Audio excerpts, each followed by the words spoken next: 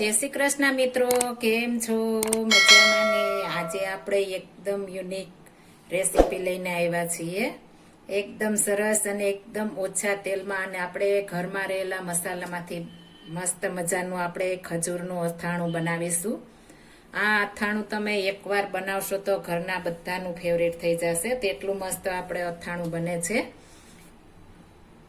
આપણે કડક ખજૂર આવે છે તે લેવાનો છે, પોચો ખજૂર નહીં. આપણે આ અથાણામાં કડક જ ખજૂર જોશે. મેં ઠળિયા કાઢીને નાના નાના ટુકડા કરી લીધા છે. નાના ટુકડા હશે તો આપણે ખાવું હોય તેટલું આપણે લઈ શકીએ છીએ અને બગાડ થતો નથી, એટલા માટે મેં નાના ટુકડા કર્યા છે. મેં 250 ગ્રામ ખજૂર લીધો છે.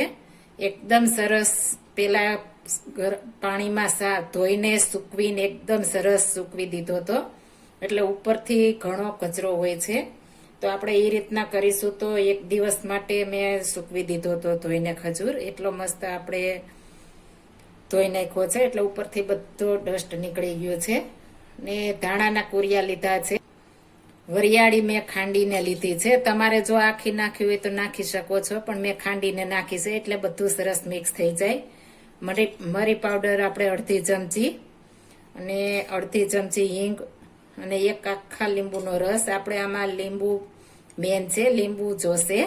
અને ખાંડ અને નિમક લીધા છે ને રાઈના કુરિયા લીધા છે. જો તમારી પાસે રાઈના કુરિયા ન હોય ને આ મસાલો નાખવો હોય, રાયતો સંભાર, તો તે પણ તમે નાખી શકો છો.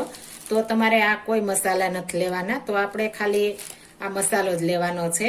પણ મારે ઘરમાં રહેલા મસાલામાંથી બનાવવું છે ને એકદમ મસ્ત બને છે આપણે ઘરે બનાવીએ તો, એટલા માટે આપણે સરસ મસ્ત મજાનું બનાવ્યું છે. હવે આ ખજૂર ને બધું આપણે સાઈડમાં મૂકી દેશું ને સાઈડમાં આપણે ગરમ તેલ મૂકી દેવાનું છે. આપણે મિક્સિંગ બાઉલ લઈ લેશું અને તેમાં આપણે રાઈના કુરિયા નાખી દેશું. રાઈના કુરિયા તમે વધારે ખાતા હો તો પણ નાખી શકો છો. આ રીતના આપણે એકદમ મસ્ત રાઉન્ડ કરી લેવાનું છે. એટલે આપણે મસાલા બધામાં આપણે તેલ નાખીશું તો બધામાં ફ્લેવર બેસી જશે મસાલાની. ત્યારબાદ ધાણાના કુરિયા મેં અધકચરા લીધા છે. જો તમારે સાવ ફાઇન નાખવા હોય તો તે પણ નાખી શકો છો, પણ આ કચરા હશે તો એકદમ મસ્ત થશે. તમને પહેલા જ કીધું છે કે મારા ઘરમાં રહેલા મસાલામાંથી બનાવું છું, એટલે આ કુરિયા પણ મેં ઘરે જ બનાવ્યા છે. એકદમ સરસ આપણે કુરિયા ઘરે સરસ બની જાય છે. વરિયાળીનો ભૂકો તેને પણ આપણે એકદમ સરસ બાટી લીધા છે. મરી પાવડર ને વચ્ચે આપણે હિંગ નાખી દેશું. નિમક અને બંને આપણે મિક્સ કરી દેશું. ખાંડ ને તે અત્યારે નથી નાખવાના, થોડી વાર પછી નાખીશું. આ રીતના આપણે સરસ નાખી દેશું. આપણે હળદર નાખી દેશું, આખામાં ફેલાઈ દેશું. ત્યારબાદ આપણે લાલ મરચું પાવડર નાખીશું. લાલ મરચું પાવડર તીખાશ તમે જેવી ખાતા હો તે પ્રમાણે નાખી શકો છો.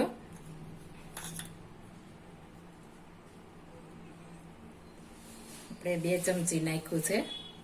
આપણે આ રીતના થોડા થોડા ધુવાડા નીકળે તેવું ગરમ કરવાનું છે અને ચમચી વડે આપણે મસાલા ઉપર નાખીને આ રીતના ચમકારો બોલે એવું તેલ આપણે ગરમ કરવાનું છે. આપણે આમાં તેલ વધારે નથી નાખવાનું. આપણે નાની ચમચી છે એટલે 5 નાખીશું. એકદમ સરસ આપણે મસાલા ઉપર રેડી દેવાનું છે.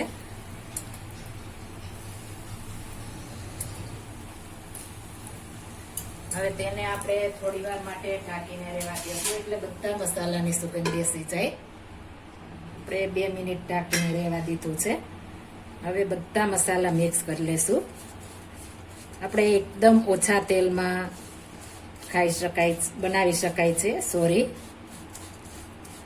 આપણે આ ડાયાબિટીસ વાળા માટે પણ ગુણકારી છે. તેમાં જો ડાયાબિટીસ વાળાને ખાવું હોય તો આપણે ખાંડ નથી નાખવાની. હવે તેમાં આપણે નિમક ને ખાંડ નાખી દેશું. પહેલા એકદમ સરસ મિક્સ કરી દેવાનું છે. આપણે એકદમ ઓછા મસાલા અને એકદમ ઓછા તેલમાં મસ્ત મજાનું આ ખજૂરનું અથાણું તૈયાર થઈ જાય છે. આપણે જો ક્યાંય ટૂરમાં પિકનિકમાં ગયા હોય તો આ રસ્સા વગરનું અથાણું હોય છે, તો આપણે ઢોળાવાની કે બીક નથી લાગતી. તો આપણે આ અથાણું સાથે લઈ જઈ શકીએ છીએ. હવે આપણે તેમાં ખજૂર નાખી દેશું ને લીંબુ જો તમારે નાનું હોય તો 1.5 નાખવાનું છે. મારે મોટું લીંબુ હતું એટલે મેં 1 લીંબુનો રસ લીધો છે. ખટાશ તમે તમારા સ્વાદ પ્રમાણે નાખી શકો છો. એકદમ હેલ્થી એવું આપણે મસ્ત મજાનું અથાણું આ રીતના બનાવશું તો બધાનું ફેવરિટ થઈ જશે. આ સવારે આપણે નાસ્તામાં ભાખરી સાથે પણ આ અથાણું મજા આવે છે. આપણે થેપલા છે, પૂરી છે, રોટલા સાથે બધા સાથે આ મેચિંગ થાય છે અથાણું. એકદમ મસ્ત આપણું અથાણું તૈયાર થઈ ગયું છે.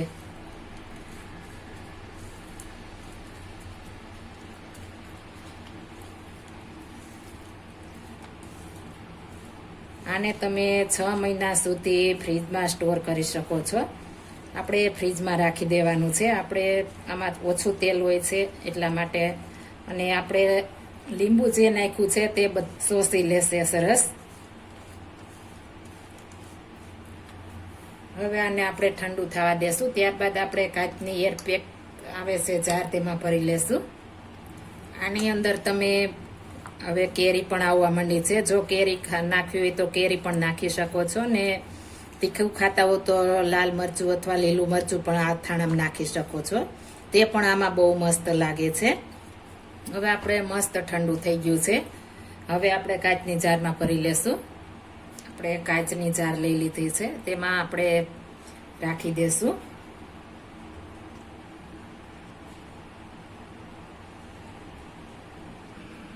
આપણે મસ્ત મજાનું ખજૂરનું અથાણું તૈયાર થઈ ગયું છે. એકવાર ઘરે જરૂર ટ્રાય મારજો. આ મારે દાદી નાનીની વખતનું અથાણું બને છે. એકદમ સરસ, અને મારે ઘરમાં બધાનું ફેવરિટ છે.